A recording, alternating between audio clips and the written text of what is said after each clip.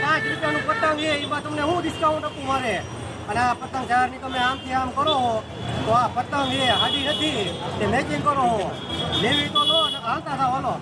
ઓ મોટા ભાઈ આ પતંગને આમ ટકોરાથી મારો આ પતંગ એ તરબૂચ નથી પાકું એ કાચું દો તું ચાઇનીઝ અરે ચાઇનીઝ ન રાખતા પ્રતિબંધ એ હવે પ્લીઝ રવા તો વિકી જાય હવે.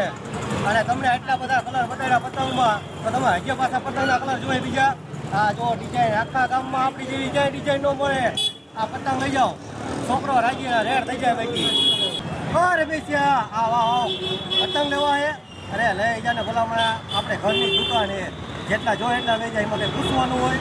અરે આ રમેશો હે ને 5 વર્ષથી આવે અને 5 વર્ષથી પતંગના પૈસા એના આપ્યા છે બોલો.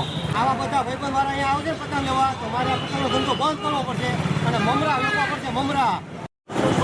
મોંઘી અરે કાકા મોંઘી નથી ભાવ જ વધારે ઉપરથી આવ્યો હોય. તમારે લેવા હોય તો લો હાલતા થાવ આગળ હાલો.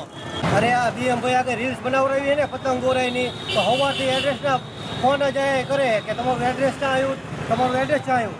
જો આ ભાઈનો તે ફોન આવ્યો છેલ્લી વાર કહી દઉં હું એડ્રેસ ક્યાં આવ્યું પછી કોઈને કહેવા નથી. હાલો હા તમે પતરાવાળી ચોક જોયો ને ત્યાંથી થોડાક આગળ હેલાવજો અને ત્યાં અહીંયા સ્વામિનારાયણનું મંદિર અને મંદિરની સામું જ અમે ઊભા તો તમે ફટાફટ આવજો. હવે થોડોક સ્ટોક રહ્યો હોય વેચી નાખો ને એ ફાયદામાં પાછું.